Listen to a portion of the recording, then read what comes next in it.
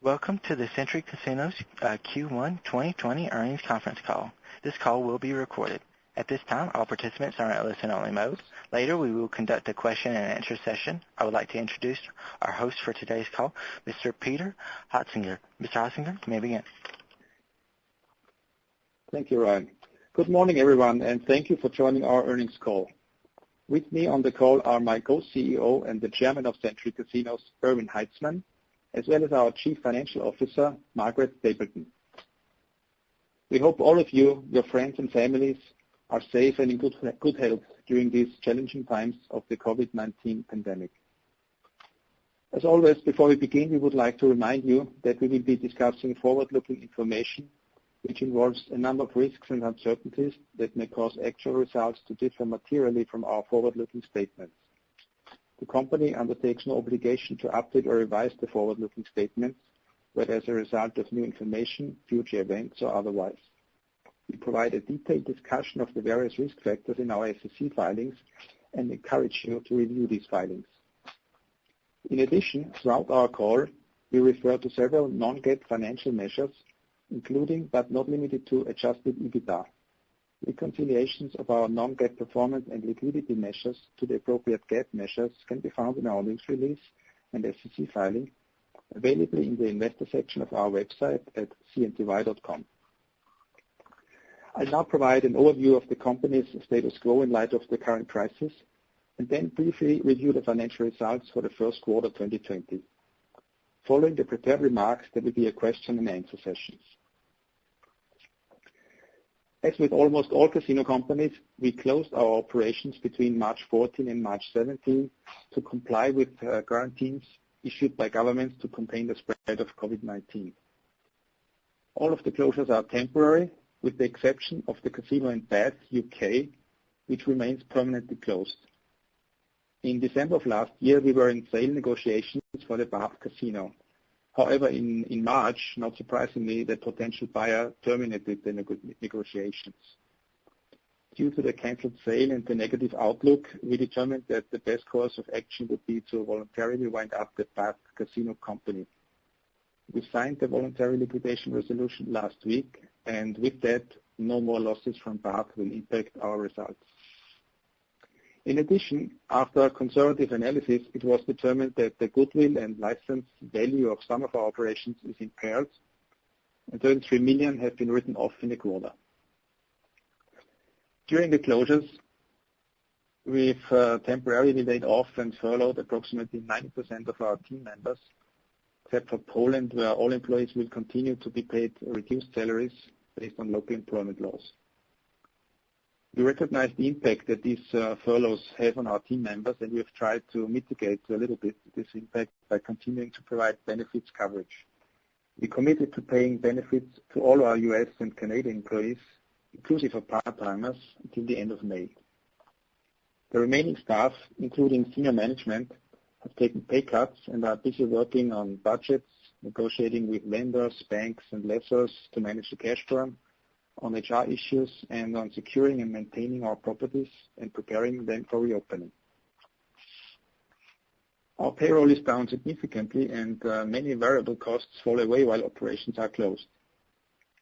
Yet many other expenses, like interest on our debt, rent and lease expenses for some of our properties, real estate taxes, insurance, utility costs, and other expenses, continue to occur even while operations are closed.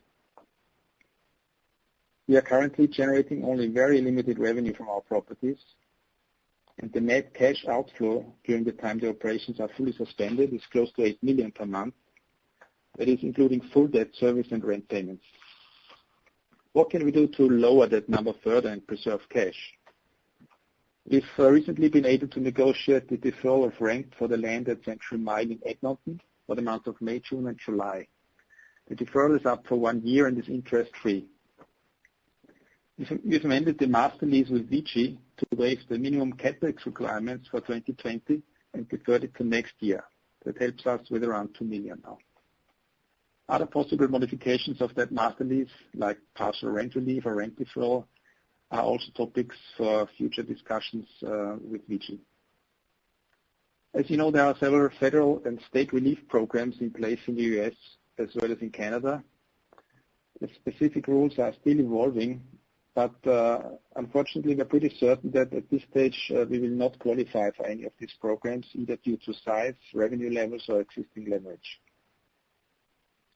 Our balance sheet has no near-term maturities, and we're in full compliance with all our debt obligations as of March 31, and also expect that to be the case for the second quarter. As of April 30, we had 50 million in cash. Again, our monthly cash burn is close to 8 million, including full debt and rent service. Our casinos will need approximately 19 million to reopen operations and cover short-term cash needs at the properties. Talking about reopening, 2 days ago on Monday, we announced the reopening of our casinos in Europe in Poland. We opened all 8 casinos on Monday morning. Visitation was good, and the social distancing and health and safety requirements didn't seem to pose any real difficulties. All guests were very understanding of the situation and very happy to be able to enjoy real gaming entertainment again after 2 months of closure. Before the closures, Poland contributed approximately 10% of our total consolidated EBITDA. In West Virginia, the governor announced that effective May 14th, horse racing may resume with no spectators allowed. Following this announcement, horses are back in the barn area and started training at our Mountaineer facility already. The first race is scheduled for May 31st. We will hold 3 races per week, all without on-site visitors.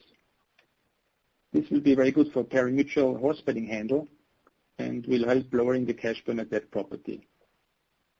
Our golf course in West Virginia is also open already and is busier than ever. According to the latest information available, we expect to be able to open the gaming floor at Mountaineer on Friday, June 5th. In Missouri, we should be allowed to reopen our 2 casinos in a couple of weeks in early June, based on information currently available. That would be very good news for us because Missouri is our most important market in terms of EBITDA generation.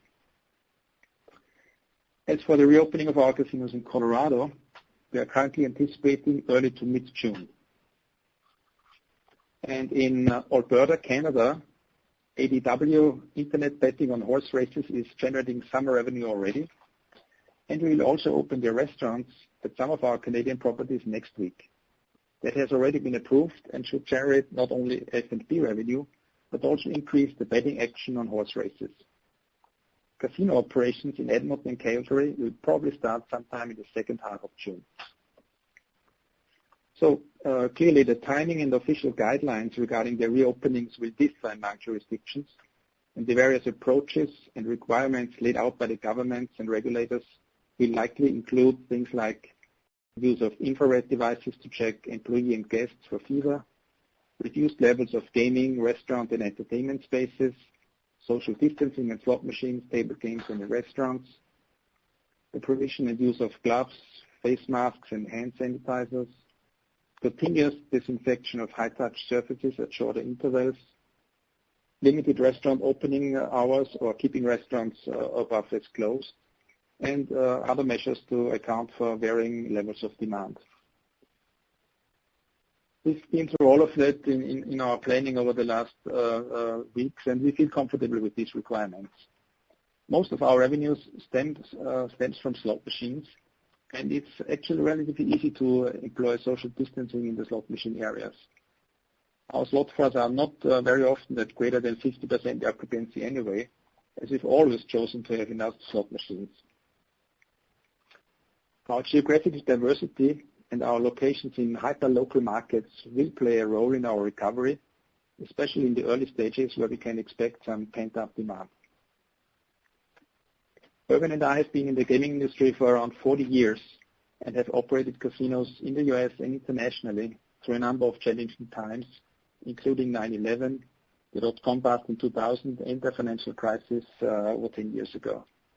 Each time, the casino industry has recovered and over time came back even stronger, especially in the hyper-local gaming markets where we play. All our casinos predominantly rely on very local and very loyal customer base. and as such, our operations should ramp up at a quicker rate than casinos at destination resorts. All our casinos are local places in urban and suburban locations, with the vast majority of our business coming from customers who live within 45 minutes from our facilities. Our casinos have negligible meeting and convention business, and very few of our customers, if any, travel by air to visit us. In addition, we offer a comparatively inexpensive gaming experience, one that is often still affordable in economically difficult times. So from everything we can see and from what industry consultants are forecasting, local gaming should ramp up considerably faster than destination gaming. The reopenings will probably be limited from an amenity perspective, and we will probably see a more pure gamer that comes to the facility, at least initially. On top of that, don't forget, most of our customers in the local markets are people who are not in the active workforce, people with pensions, with fixed income. Plus, they also get the stimulus check from the government. And finally, if the recent reopenings of casinos are any indication, for example, in South Dakota, Oklahoma, or in Indian country, we have all reasons to be optimistic. I'm sure you all saw the reports that the opening weekends were about 15 to 20% higher than a typical weekend, in spite of social distancing restrictions. Also, a couple of days ago, when Southland Casino West Memphis opened, we got reports of a long line around the building. In concluding my prepared remarks, here's a brief overview of our performance in Q1.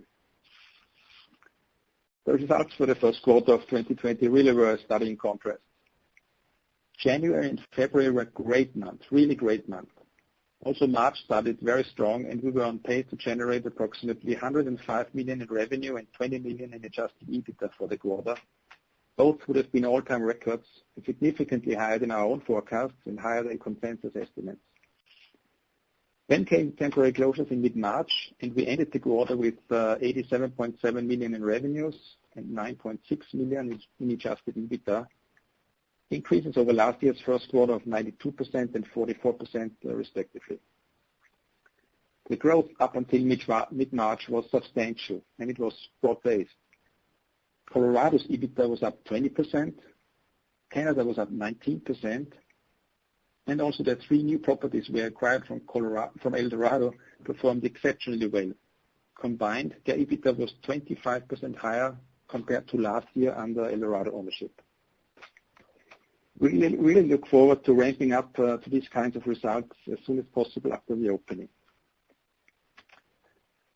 So on behalf of the company's management and board, I'd like to thank our team members, our guests, and our stockholders for their continued loyalty and patience during these difficult times as we manage to properly position our businesses for the reopenings in the new normal. I thank you for your attention, and we can now start the Q&A session. Operator, go ahead, please.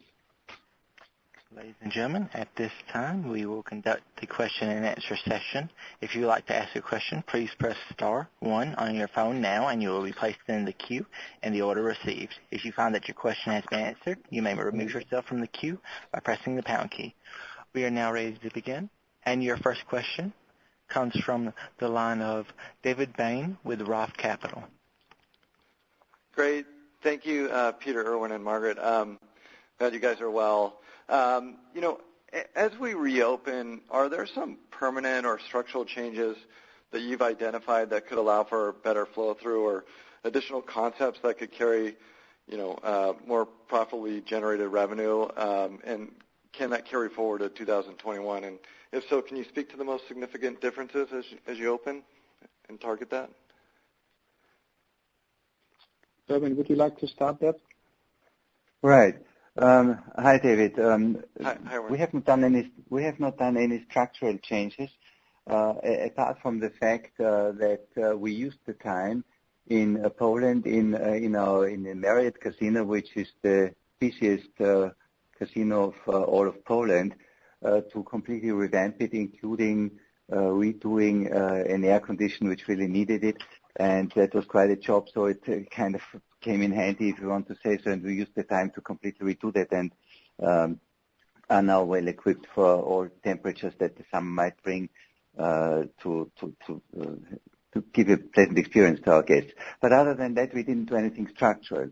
However, we like many other companies have once again rethought our strategies, and we definitely more than ever will focus on the value players, on the upper end of the players.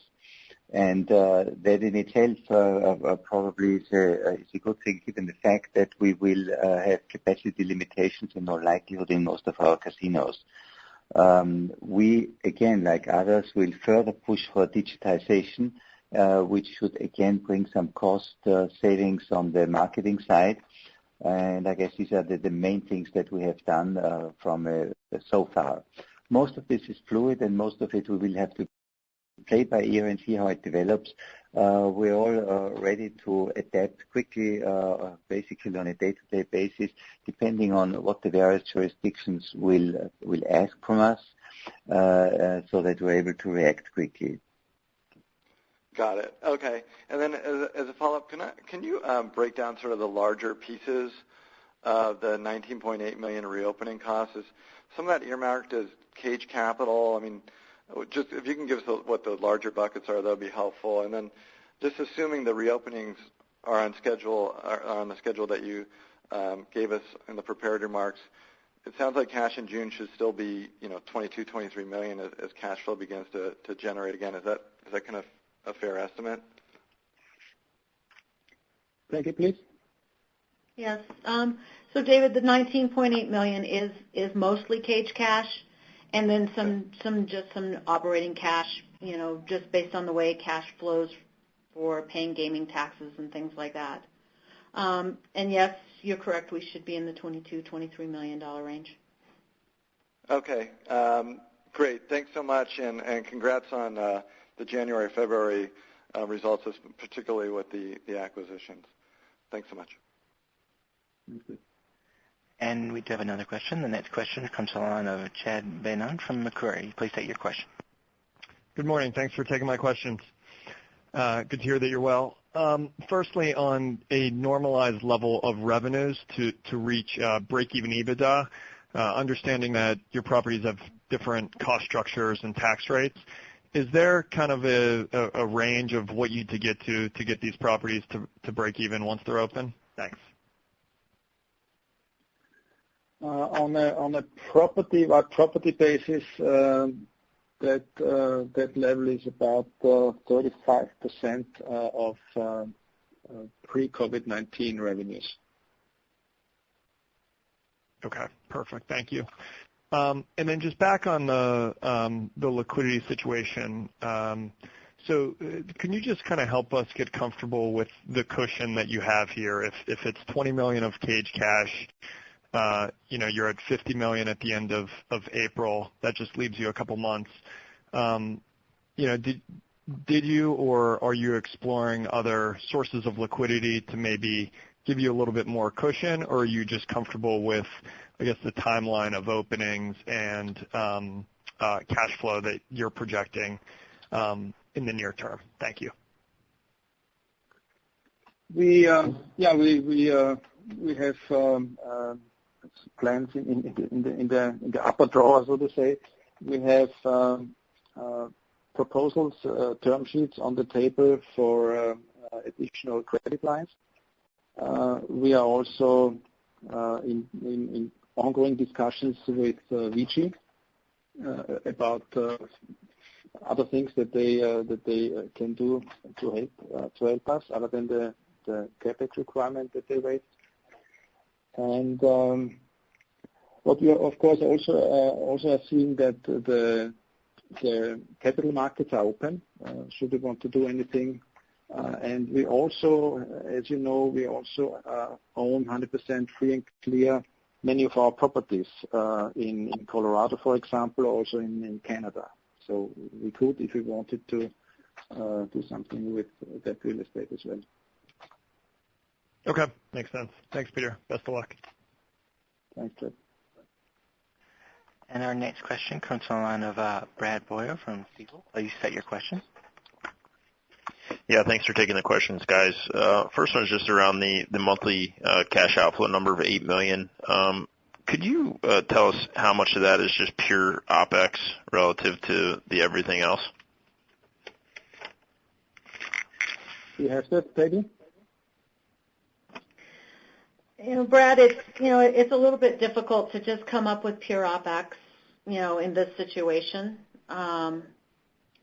We're dealing with, paying the cash flows mostly related to loan repayments and VICI, and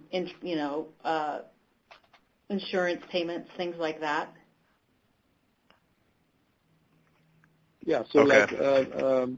Brad, VICI and the interest and principal on the Macquarie loan, those two together is about $3.5 million already. 3.6. Okay, that's helpful. And then just second question is around CapEx. Assume you guys are embedding some incremental rollback there in light of what we're experiencing. How are you thinking about kind of CapEx for the remainder of the year at this point?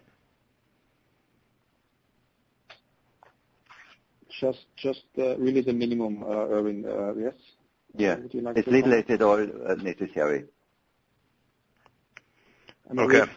We've redone our casinos in Canada are in great shape. As you know, just in the fourth quarter, we've opened an expansion at Century Downs. So yeah, we've got it back to the minimum, and we don't have any things that are really necessary right now. Okay, and then I realize it's a very, very short window, but could you provide any additional color around, what you've seen in Poland thus far? And I think more importantly, have you seen any, bifurcation in customer behavior with regard to slots relative to tables? Any color there would be helpful. Thanks. Absolutely. Peter, it's fine if I respond to that question, please? Yeah. Now, first of all, we opened in the night from Sunday to Monday because at midnight from Sunday to Monday we were allowed to open. And 3 minutes after opening across the 8 casinos in Poland, we had already 100 guests in there, although that's quite an unusual time of the day, I would say. And for the results for the first 2 days, obviously this is very early on, have been produced against the backdrop of us not being able to market at all. We have strong marketing restrictions in Poland, so it's really word of mouth that was going there. And I think I could say everything looks very good. We are not far away from, after 2 days already, we're not far away from a cash flow break even. And from the customers, so how do the customers feel? How do the employees feel? I think the employees are all used to wearing the masks and wearing the gloves if they have to, or masks or shields they can wear, and the customers only have to wear the masks. But again, everybody's used to that by now because it's obviously not only the casinos where you have to wear the masks. And with regard to the tables and slots, there is not all too much of a shift because, as you may remember, due to the Polish gaming law, we can only have a maximum of 70 slot machines per casino license. So the slots that we have been very well played. They were already at 60% play of pre-COVID times in the first 2 nights. And the tables are ramping up a little slower because of the seat reduction that we're having. But overall, the assessment of us and of our management there is very positive. They're really excited about the business that we could see in the first days. Perfect. Thanks for all the color, guys, and good luck on getting things back online here. Thank you. Thanks, Brad. And we do have more questions. The next question comes from John DeCree from Union Gaming. Please state your question. Hi, everyone. 2 questions. One, I wanted to ask a little bit more about the $8 million cash need per month and probably getting a little granular, but with Poland reopened and some racing in Canada and West Virginia, should we think about the actual cash net outflow going forward from here being something less than $8 million now that there's a little bit of revenue back in the system? We should. Can we quantify that, Peggy? Probably too early, right?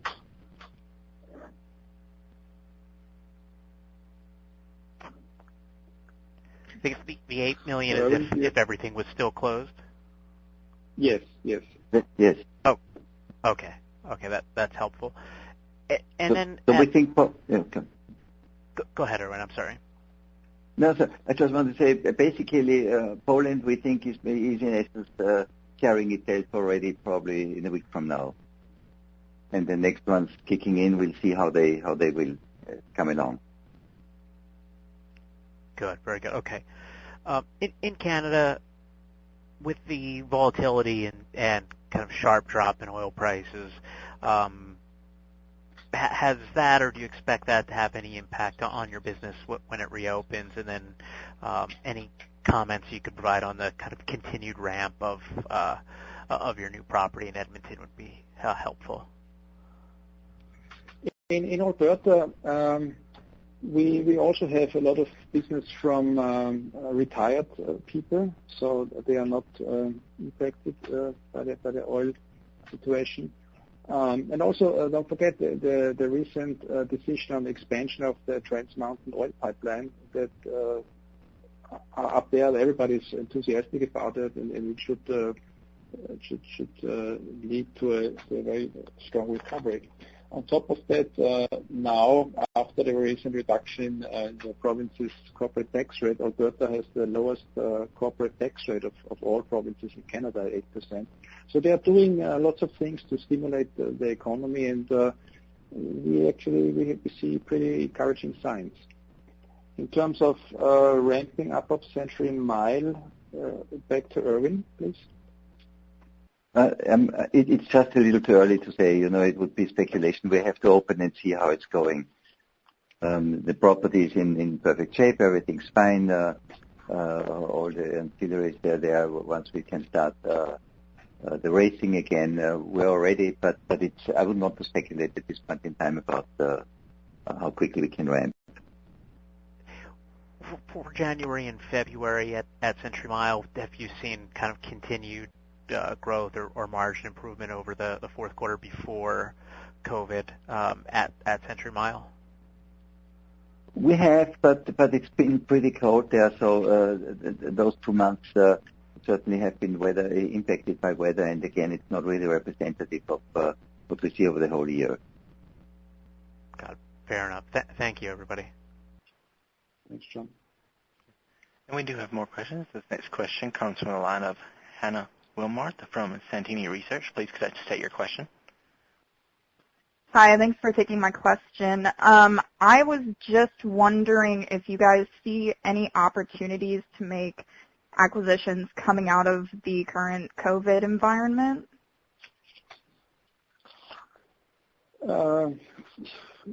We see it a little bit, but it's surely not our main focus right now. Yeah, it's too early, and whilst we are, I think things are being brought to us, so we are aware of what's happening out there. We see some opportunities, but right now it's definitely not our main focus. Okay, and just to follow up on that is there any sort of environment when you'll feel comfortable starting to look more into those opportunities? I think after the summer,